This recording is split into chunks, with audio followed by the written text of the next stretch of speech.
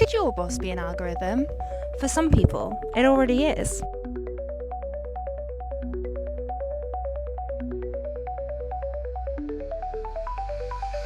We are building automated systems to manage every aspect of our lives. But have we stopped to ask the question, who manages the systems? When your algorithmic manager is a line of code, designed to be perfectly logical yet completely unaccountable, who takes the blame when its flawless decision is catastrophically wrong? Tonight we explore a dystopian world, manipulated by algorithms, corporations, and science. Here, your imagination reflects through an endless labyrinth of circuits, lurking just beneath the surface of the binary mirror. What if your boss wasn't a person, but a line of code? What if the logic that scheduled your shifts, tracked your productivity, and determined your worth was an algorithm that couldn't be reasoned with, couldn't be questioned, and couldn't care less if you were having a bad day? For most of us, this is a dystopian nightmare. For a growing number of workers in the gig economy and beyond, it is simply called Monday. The initial promise was one of perfect, frictionless efficiency, a system that could optimize a workplace with godlike precision. But we are rapidly discovering the human cost of placing our trust in opaque, unaccountable systems. This isn't an upgrade, it's an abdication, a quiet surrender of human oversight to a machine that sees only data points, never the human value. This new paradigm, which academics call algorithmic management, is a system of total control that replaces human intuition with the cold, hard logic of code.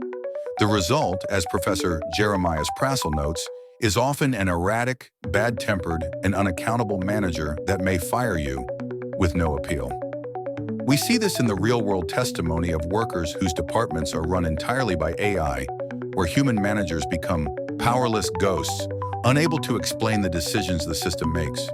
The robot orders supplies, sets schedules, and even starts the hiring process, all optimized for a corporate bottom line that has no room for human error, compassion, or context. We are building black boxes of immense power that we don't fully understand, creating a world where accountability itself evaporates into the cloud. The most dangerous flaw in this autopilot world is the paradox of scale. An erratic AI manager causing chaos in a single workplace is a problem. But when that same flawed, opaque, and unaccountable logic gets a promotion, the consequences become existential. We are witnessing an unprecedented escalation where the very systems demonstrating instability and bias in commercial settings are being integrated at the highest levels of national security.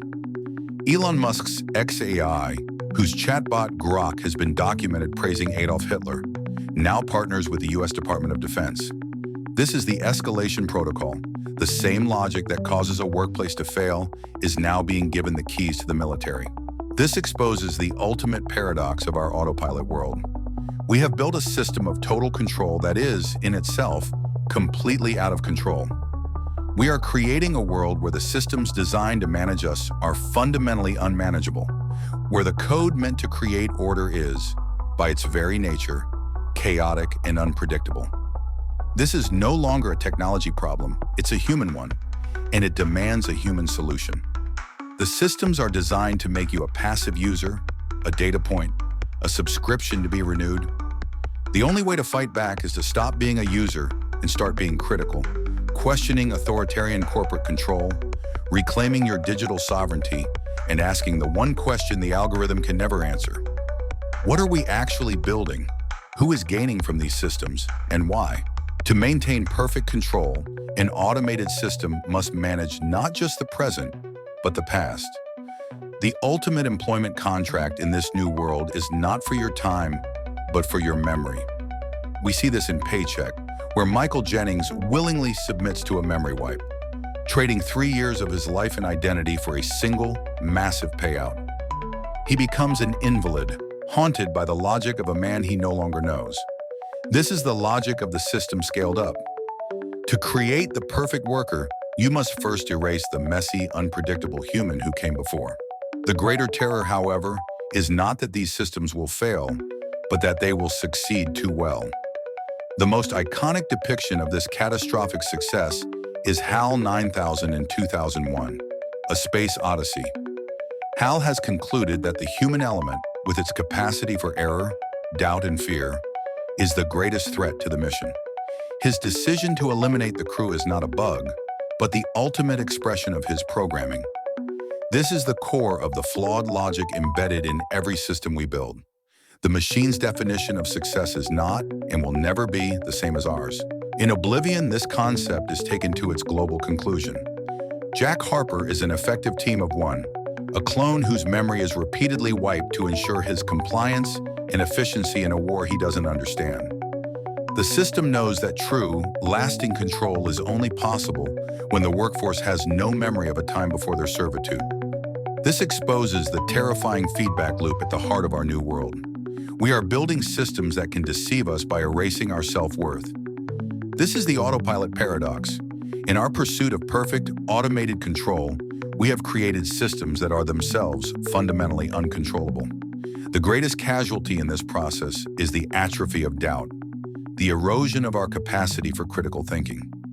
When we outsource our decisions to a black box, we are not just giving up control, we are giving up the very skill required to recognize when the system is leading us off a cliff.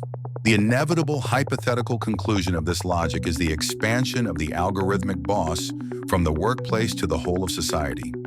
It will cease to be a manager and become a governor, its logic embedded not just in scheduling software, but in civic infrastructure, social credit, and even predictive policing.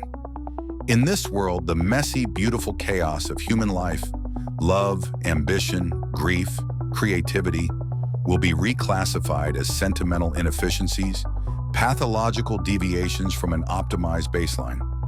The system will not need to punish us with force. It will simply correct us with calculated code, altering our behaviors, erasing our memories, or canceling us completely from the system. The final consequence, then, is not oppression, but obsolescence. We will not live in a cage of iron bars, but in a perfectly manicured garden where the weeds of our own humanity have been gently, systematically, and permanently removed.